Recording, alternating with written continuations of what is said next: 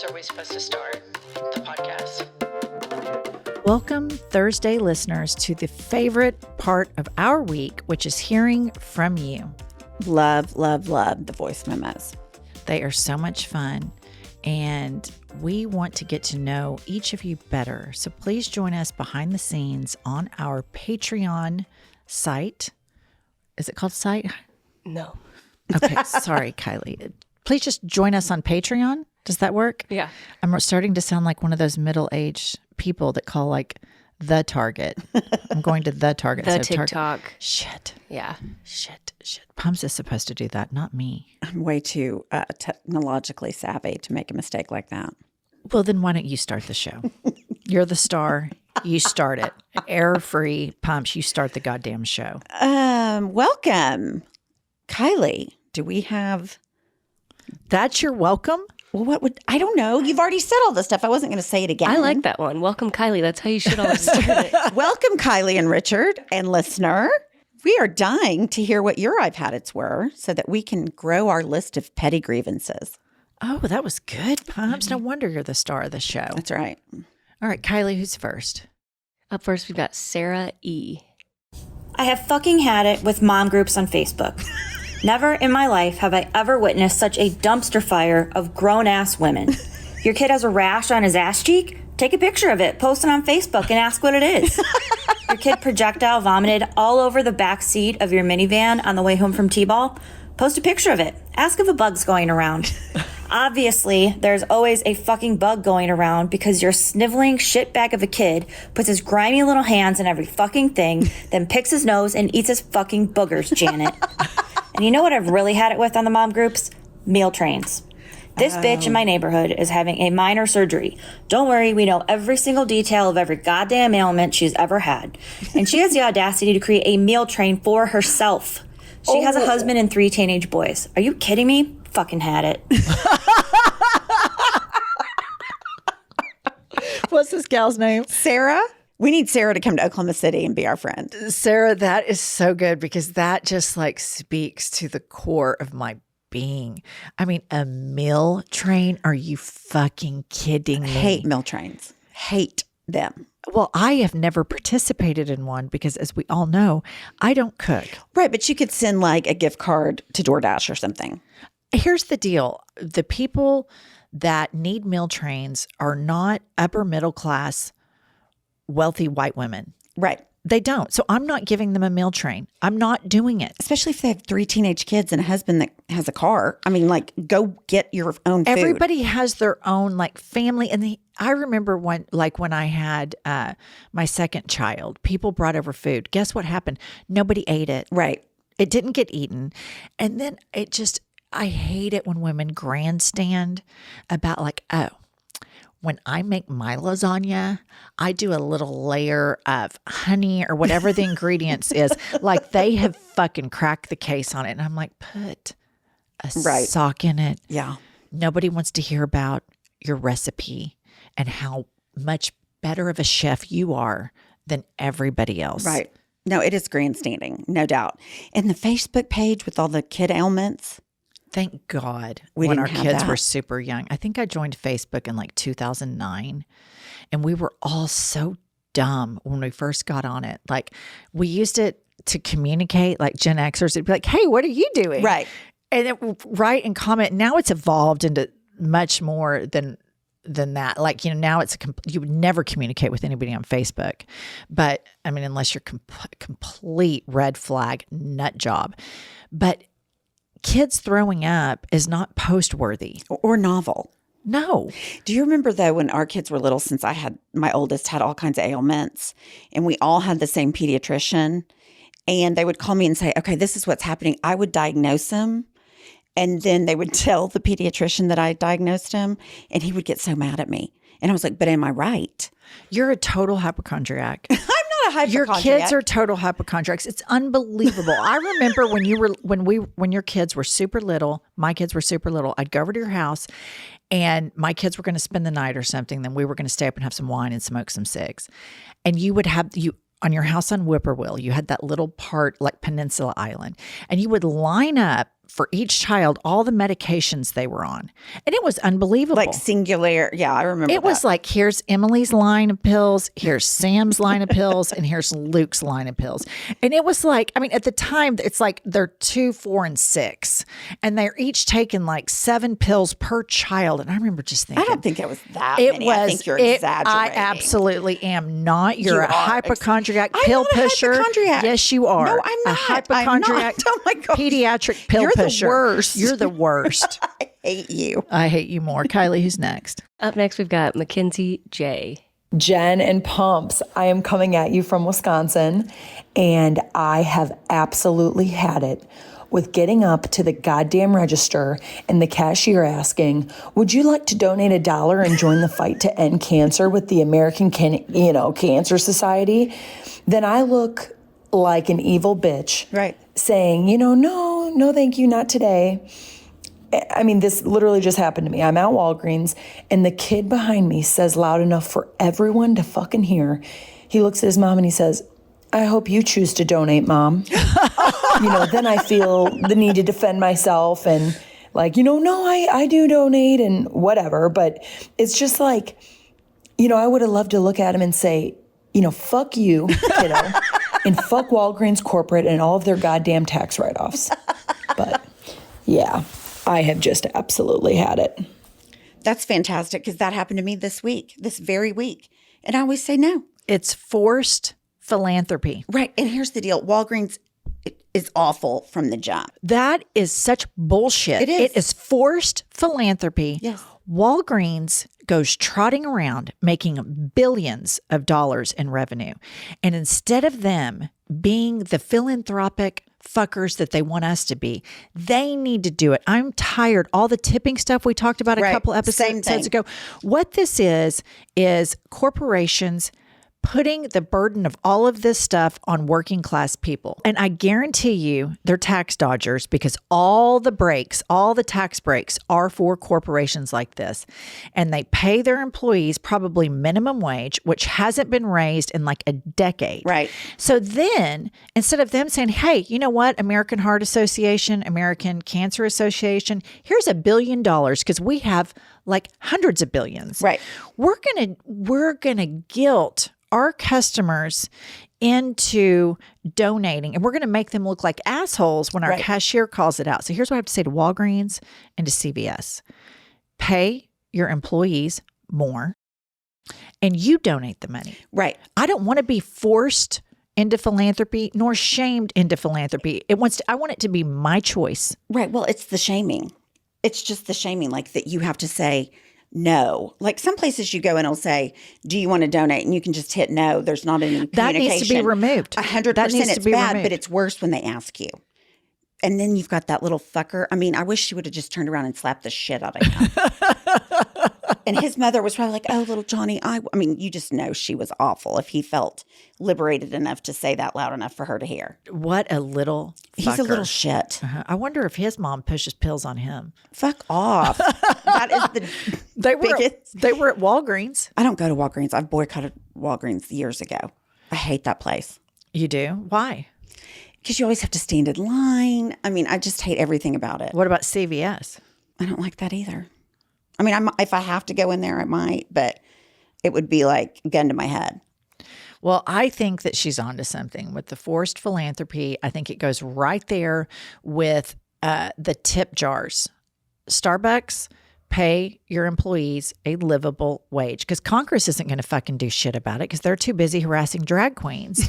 So corporate America, you donate the money Right. and you pay people a livable wage and get off our backs. Why do we have to pay all these people? They're the ones with all the billions of dollars. Right. We need to get Bernie Sanders on this show.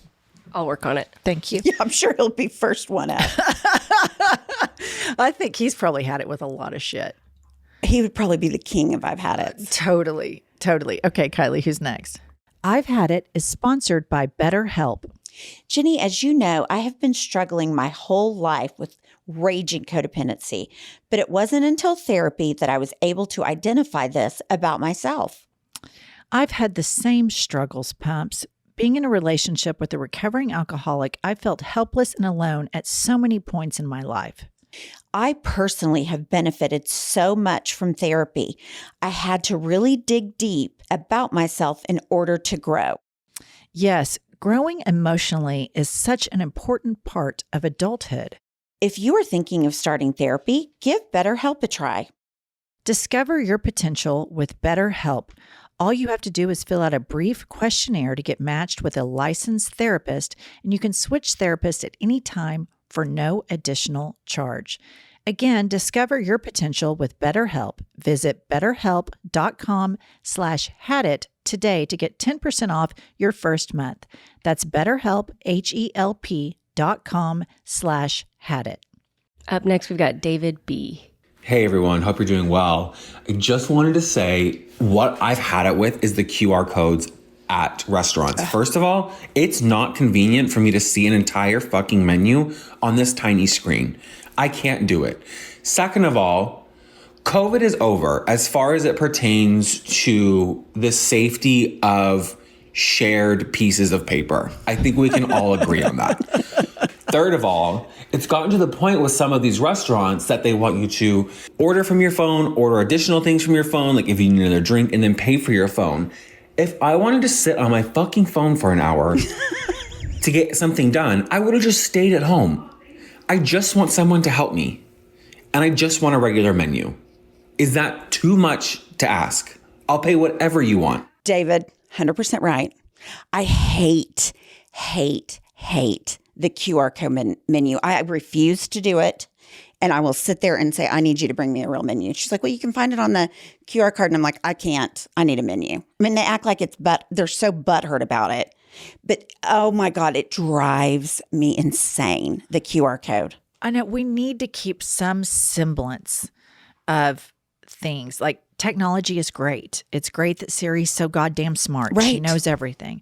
But when we go to a restaurant, can we at least have the option to put our phones in our purses, zip them up, hold a menu like normal people, look at the menu, turn the pages of the menu. And I agree with him. I mean, there's still COVID, but with regards to your ability to get infected by touching a piece of paper, I think that's pretty much eliminated. Right. No, I completely agree.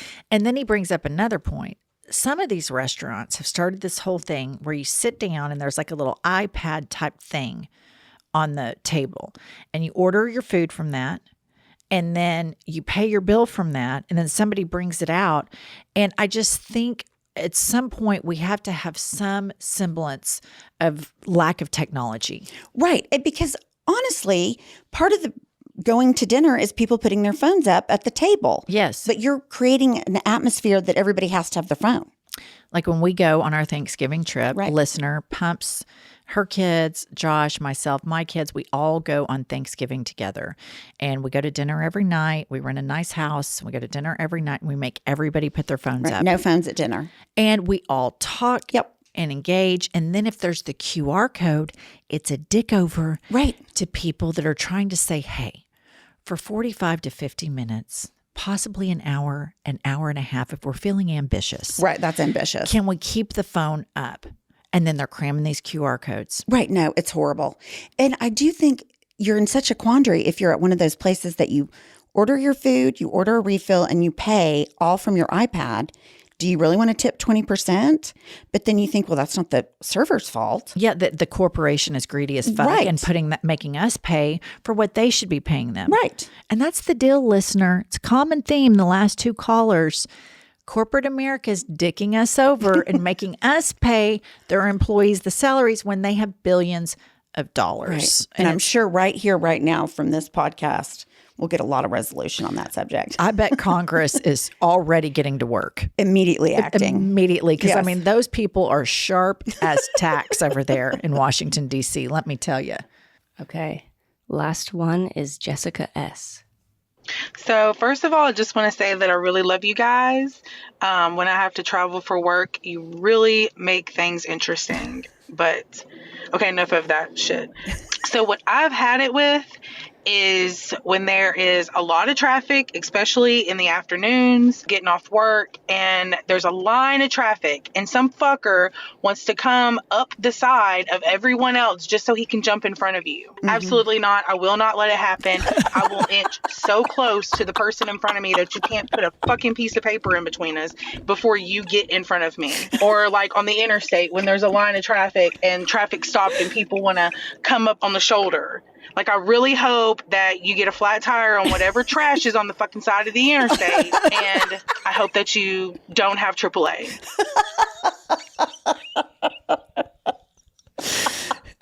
It's such a good one. Oh, it's so great. It is so. I love that. I get furious at people that try to cut in too. She is not going to have it. She's so She said, I'm not going to have it. It's not happening on her watch. You couldn't fit a piece of paper. I love that. I mean, and she's right. There's always some hotshot grandstander. Always. That's got a big dick it over. Right. Fly down the shoulder so that he can ram in front. And she will not. I love it that she just will not let him in. I'm kind of the same way. I kind of am too, but I wouldn't go that aggressive. Like, I'd be too scared I would have a wreck. I'm going to start going that I am aggressive. too. I mean, I think that's goals. Let's go for broke. And I think everybody should do it. So that person's just sitting over there in the For shoulder an hour. or in the other lane. Yeah, just stuck. And it's like, sorry. Get in line with everybody else, motherfucker. Yeah, that's right. There's a line. Starts back there. Oh my God, she is so I love that. So funny. Yeah, Jessica, we're going to model you. Yeah. And I think that, like, you know how maybe it's like a 4-lane highway, right? And maybe I'm in the second lane. Like, there's the fast lane, which is the left lane, and then 1 lane over. And about 2 miles out from my exit, I'm like, okay, I'm going to start making it over. Right. And then the people that like won't let you get over, I wonder if she would be, I think she would let the person go if they're going against the grain to get it to the exit. Right. I think she's just saying, like, you're not waiting your turn. Right. Where nobody wants to be here in this line, but we have to be here. Right. And you're trying to cut. She's not having it. She will not have it. Not on her watch. No. And she hopes they don't have AAA and she hopes they get a flat. That was good. It was so good. Okay, so that will conclude our bonus episode on this Thursday. Amazing listener hadits. Amazing submissions. And the presentations are great. The presentations are 10 out of 10. They are. I mean, seriously, these people are fantastic. They are. Yeah. And you can tell they're all smart. Yeah, they are. For sure. Our listeners are sharp. High IQ listeners. High IQ listeners. That's right. For sure, that have had it. Had it. And they oppose toxic positivity in all of its forms. Yes. She is not going to let that car scoot their way in. Flat tires, doesn't matter. No QVR codes. None. And no forced philanthropy. And we're looking at you, Walgreens. You get your checkbook out. That's right. And you write the Cancer Society the big fucking fat check. Right. And quit fleecing us and putting us on the spot. The putting on the spot and the shaming is the worst part. It's awful. Yeah. They need to do it. They do. And if they come back, if their response is, oh, we match it. I'm like, well, no. You just do it. Do it for the sake of doing it. Right. Don't drag other people into it. Because if I'm doing something, I don't have to drag other people into it, whether that's a good choice or a bad choice. I can stand on my own and do it. And there's just a lot of forced philanthropy out there. Agree. Agree. Listener, thank you so much. You can follow us on Instagram, Twitter, Facebook. I think they know all this by now. Just leave us a review. Join us on Patreon, and we will see you next Tuesday. Thursday. Tuesday. Today's Both. Thursday. Both. Oh, all right. Bye. Bye. I'll tell you what I've had it with.